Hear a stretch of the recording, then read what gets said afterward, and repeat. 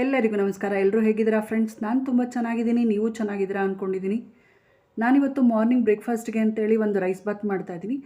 ತುಂಬ ರುಚಿಯಾಗಿರುತ್ತೆ, ತುಂಬಾ ಈಸಿಯಾಗಿ ಮಾಡೋದು ಕೂಡ, ಬೇಗನೂ ಆಗುತ್ತೆ ಮತ್ತು ಒಂದು ಒಳ್ಳೆ ಡಿಫ್ರೆಂಟ್ ಟೇಸ್ಟ್ ಕೊಡುತ್ತೆ. ಈ ರೀತಿ ಮಾಡೋದ್ರಿಂದ ಮಕ್ಕಳಿಗೂ ಕೂಡ, ಎಲ್ರಿಗೂ, ದೊಡ್ಡವರಿಗೂ ಎಲ್ರಿಗೂ ಇಷ್ಟ ಆಗುತ್ತೆ.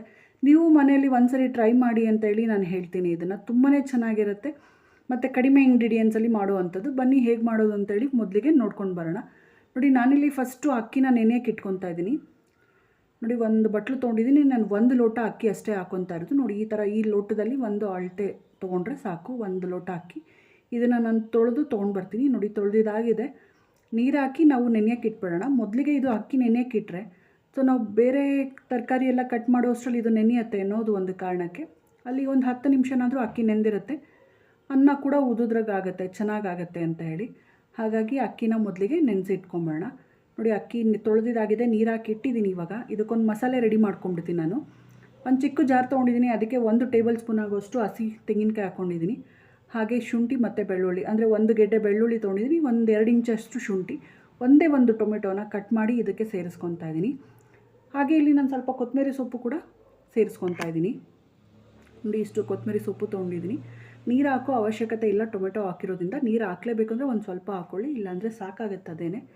ಇಲ್ಲಿ ನೈಸಾಗಿ ನಾವು ಇದನ್ನು ಪೇಸ್ಟ್ ಮಾಡ್ಕೋಬೇಕಾಗತ್ತೆ. ನೋಡಿ, ಈ ರೀತಿ ಪೇಸ್ಟ್ ಆದರೆ ಚೆನ್ನಾಗಾಗತ್ತೆ. ಇಷ್ಟಾದರೆ ಸಾಕು. ನಾನಿಲ್ಲಿ ಆಲ್ರೆಡಿ ಕುಕ್ಕರ್ನ ಬಿಸಿ ಇಟ್ಟಿದ್ದೆ. 2 ಟೇಬಲ್ ಸ್ಪೂನ್ ಎಣ್ಣೆ ಹಾಕಿ ಅದಕ್ಕೆ ಮೊದಲಿಗೆ ಪಲಾವ್ ಎಲೆ ಹಾಕ್ಕೊತಾ ಇದ್ದೀನಿ. ಹಾಗೆ ನಾನು ಇಲ್ಲಿ ನೋಡಿ, ಈ ಥರ ಚಕ್ಕೆ, ಲವಂಗ, ಕಸ್ತೂರಿ ಮೇಥಿ ಮತ್ತು ಸೋಂಪು, ಚಕ್ಕೆ ಹೂವು, 1 ಏಲಕ್ಕಿ, ಲವಂಗ ಎಲ್ಲನೂ ತೊಗೊಂಡಿದ್ದೀನಿ. ಅನಾನಸ್ ಹೂವು ಎಲ್ಲನೂ ಹಾಕಿ ಇದರಲ್ಲಿ ಫ್ರೈ ಮಾಡ್ಕೊತೀನಿ. ಅಂದರೆ ಹೋಲ್ ಸ್ಪೈಸಸ್ ನಿಮ್ಮ ಮನೇಲಿ ಪಲಾವ್ಗೆ ಏನೇನು ಹಾಕ್ಕೊತಿರಲ್ಲ ಅದನ್ನು ಕೂಡ ಹಾಕ್ಕೊಂಡು ಫ್ರೈ ಮಾಡಿ. ಹಾಗೆ ನಾನಿಲ್ಲಿ 1 ಈರುಳ್ಳಿನ ಉದ್ದ ಕಟ್ ಮಾಡಿ ಇಟ್ಕೊಂಡಿದ್ದೆ. ಅದನ್ನು ಕೂಡ ಇದ್ರ ಜೊತೆನಲ್ಲಿ ಹಾಕ್ಕೊಂಡು ಫ್ರೈ ಮಾಡ್ಕೊತೀನಿ. ಇದು ಗೋಲ್ಡನ್ ಕಲರ್ ಬರೋವರೆಗೂ ನಾವು ಹುರ್ಕೋಬೇಕಾಗತ್ತೆ, ಹೊಂಬಣ್ಣ ಬರೋವರೆಗೂ. ಈರುಳ್ಳಿ ಫ್ರೈ ಮಾಡೋದ್ರಿಂದ ಒಳ್ಳೆ ರುಚಿ ಸಿಗುತ್ತೆ ಈ ಬಾತ್ಗೆ. ಹಾಗಾಗಿ ಚೆನ್ನಾಗಿ ಹುರ್ಕೋಬೇಕಾಗತ್ತೆ ನಾವು.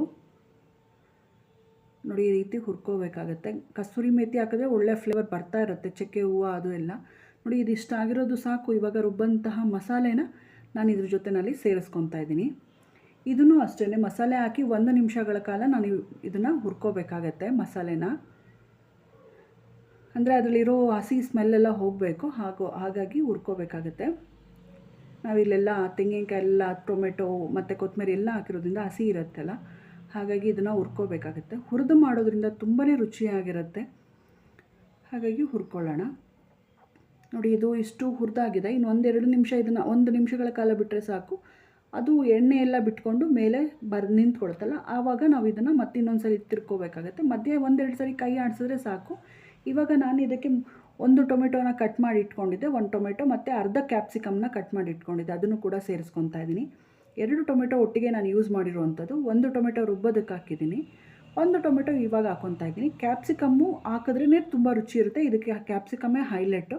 ಹಾಗಾಗಿ ಕ್ಯಾಪ್ಸಿಕಮ್ ಮಾತ್ರ ಮರಿಬೇಡಿ ಹಾಕೋದು. ಇದಕ್ಕೆ ಅರ್ಧ ಹಾಕ್ಕೊಂಡ್ರೆ ಸಾಕಾಗತ್ತೆ.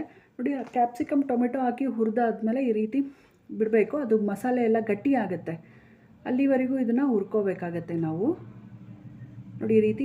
ಇವಾಗ ನಾನು ಇದಕ್ಕೆ 1 ಟೀ ಸ್ಪೂನಲ್ಲಿ 1/4 ಟೀ ಸ್ಪೂನಷ್ಟು ಅರಿಶಿನ ಹಾಕ್ಕೊತಾ ಇದ್ದೀನಿ. ರುಚಿಗೆ ತಕ್ಕಷ್ಟು, ಅಂದರೆ 1 ಟೇಬಲ್ ಸ್ಪೂನ್ ಅಷ್ಟೇ ನಾನು ಅಚ್ಕಾರದ ಪುಡಿ ಹಾಕ್ಕೊತಾ ಇದ್ದೀನಿ. 1 ಟೀ ಸ್ಪೂನ್ ಧನಿಯಾ ಪೌಡರ್ ಹಾಕ್ಕೊತಾ ಇದ್ದೀನಿ. ಯಾಕೆಂದರೆ ಇದು ನಾನು ಅಚ್ಕಾರದ ಪುಡಿ ಬಾಡಿಗೆ ಮೆಣಸಿನ್ಕಾಯ್ದು ಹಾಕಿರೋದು, ಹಾಗಾಗಿ ಖಾರ ಇರಲ್ಲ. ಆಗ 1 ಟೇಬಲ್ ಸ್ಪೂನ್ ಯೂಸ್ ಮಾಡಿದ್ದೀನಿ. ಧನಿಯಾ ಪೌಡರ್ 1 ಟೀ ಸ್ಪೂನ್ ಅಷ್ಟೇ ನಾನು ಯೂಸ್ ಮಾಡಿರುವಂಥದ್ದು. ಖಾರ ಕರೆಕ್ಟಾಗುತ್ತೆ ಅಂತ ಹೇಳಿ. ಖಾರ ಹಾಕಿದ್ಮೇಲೆ ನಾವು ನೀಟಾಗಿ ಇದನ್ನು ಹುರ್ಕೋಬೇಕಾಗತ್ತೆ, ಧನಿಯಾ ಪೌಡರ್ ಇದು ಎಲ್ಲ ಹಾಕಾದ್ಮೇಲೆ. ಸೊ ಇವಾಗ ನೆನೆಸಿಟ್ಟಂತಹ ಅಕ್ಕಿಯಿಂದ ನೀರು ತೆಗೆದು ನಾವು ಅಕ್ಕಿನ ಇದ್ರ ಜೊತೆಯಲ್ಲಿ ಸೇರಿಸ್ಕೋಬೇಕಾಗತ್ತೆ.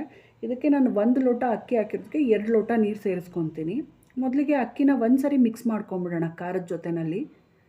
ನೋಡಿ, ಇದು ಮಿಕ್ಸ್ ಆಗಿದೆ. ಇವಾಗ ಇದಕ್ಕೆ ನಾನು ಮೊದಲಿಗೆ 1 ಲೋಟ ನೀರು ಸೇರಿಸ್ಕೊತಾ ಇದ್ದೀನಿ. ಇನ್ನೊಂದು ಲೋಟ ನೀರನ್ನ ಜಾರ್ ತೊಳೆದಿದ್ದ ನೀರು ಇರುತ್ತಲ್ಲ, ಅದನ್ನು ಕೂಡ ಇದರಲ್ಲಿ ಸೇರಿಸ್ಕೊಳ್ಳಿ. ಏನು ಬಿಸಾಡೋಕ್ಕೆ ಹೋಗಬೇಡಿ. ನೋಡಿ, ಅದನ್ನು ಇದ್ರ ಜೊತೆಯಲ್ಲಿ ನಾನು ತೊಳೆದಂಥ ನೀರು 1 ಲೋಟ, ಅದನ್ನು ಕೂಡ ಇದ್ರ ಜೊತೆಯಲ್ಲೇ ಸೇರಿಸ್ಕೊತಾ ಇದ್ದೀನಿ. ಹಾಗೆ ರುಚಿಗೆ ತಕ್ಕಷ್ಟು ಉಪ್ಪು ಕೂಡ ಹಾಕಿ ಒಂದು ಸರಿ ಇದನ್ನು ಮಿಕ್ಸ್ ಮಾಡ್ಕೊತಾ ಇದ್ದೀನಿ. ಇಷ್ಟೇ, ತುಂಬ ಸಿಂಪಲ್ಲಾಗಿ ಮಾಡೋವಂಥದ್ದು ರೈಸ್ ಬಾತು ಮಾರ್ನಿಂಗ್ ಬ್ರೇಕ್ಫಾಸ್ಟ್ಗೆ ಅಂತ ಹೇಳಿ. ನೀವು ನಿಮ್ಮ ಮನೆಯಲ್ಲಿ ಟ್ರೈ ಮಾಡಿ ಹೇಗೆ ಬಂತು ಅಂತ ಹೇಳಿ ನನಗೆ ಕಮೆಂಟ್ ಸೆಕ್ಷನಲ್ಲಿ ತಿಳಿಸೋದನ್ನು ಮಾತ್ರ ಮರಿಬೇಡಿ. ಸೊ ಇದನ್ನು 1 ವಿಷಲ್ ನಾನು ಕೂಗಿಸ್ಕೊತೀನಿ ಲಿಡ್ ಕ್ಲೋಸ್ ಮಾಡಿ. ಸೊ ನೋಡಿ, 1 ವಿಷಲ್ ಕೂಗಿಸ್ಕೊತೀನಿ. ನಾನು ಲಿಡ್ ಕ್ಲೋಸ್ ಮಾಡಿದಾಯಿತು. ನೋಡಿ, ಆದಮೇಲೆ ಆರಿದ್ಮೇಲೆ ನಾನು ನಿಮಗೆ ಮತ್ತೆ ಲಿಡ್ ಓಪನ್ ಮಾಡಿ ತೋರಿಸ್ತಾ ಇದ್ದೀನಿ. ತುಂಬ ಚೆನ್ನಾಗಿ ಆಗಿ ಬಂದಿದೆ, ರುಚಿಯಾಗಿದೆ. ಇದಕ್ಕೆ ಮೊಸರು ಇಲ್ಲ ಅಂತಂದರೆ ಚಟ್ನಿ ಇದ್ದರೆ ಚೆನ್ನಾಗಿರುತ್ತೆ. ಮೊಸರು ಬಜ್ಜಿ ಇಲ್ಲ, ಪ್ಲೇನ್ ಮೊಸರು ಅಥವಾ ಚಟ್ನಿ. ಸೊ ನೀವು ನಿಮ್ಮ ಮನೇಲಿ ಟ್ರೈ ಮಾಡಿ ಹೇಗೆ ಬಂತು ಅಂತೇಳಿ ನನಗೆ ಕಮೆಂಟ್ ಸೆಕ್ಷನಲ್ಲಿ ತಿಳಿಸೋದನ್ನು ಮಾತ್ರ ಮರಿಬೇಡಿ. ಯಾರೆಲ್ಲ ಇಲ್ಲಿವರೆಗೂ ನನ್ನ ವಿಡಿಯೋ ನೋಡಿದ್ರೋ ಅವರಿಗೆಲ್ಲ ತುಂಬ ಹೃದಯದ ಧನ್ಯವಾದಗಳು. ದಯವಿಟ್ಟು ಸಬ್ಸ್ಕ್ರೈಬ್ ಮಾಡಿ ನೋಡಿ ಅಂತ ಹೇಳ್ತೀನಿ. ಪಕ್ಕದಲ್ಲಿರೋ ಬೆಲ್ಲೈಕನ್ನ ಪ್ರೆಸ್ ಮಾಡಿದ್ರೆ ನಾನು ಹಾಕೋ ಪ್ರತಿಯೊಂದು ವಿಡಿಯೋ ನೋಟಿಫಿಕೇಷನ್ ಮೊದಲಿಗೆ ನಿಮಗೆ ಬಂದು ತಲುಪುತ್ತೆ. ಸೊ ನಿಮಗೆ ನೋಡೋದಕ್ಕೆ ಈಸಿ ಆಗುತ್ತೆ. ನನ್ನ ಚಾನಲಲ್ಲಿ ನಾನು ತುಂಬ ಈಸಿಯಾಗಿ ಸರಳವಾಗಿ ಮಾಡುವಂಥ ಅಡುಗೆಗಳು ತೋರಿಸ್ತೀನಿ. ನೋಡಿ, ನೀವು ನಿಮ್ಮ ಮನೆಯಲ್ಲಿ ಮಾಡಿ ಫ್ರೆಂಡ್ಸ್.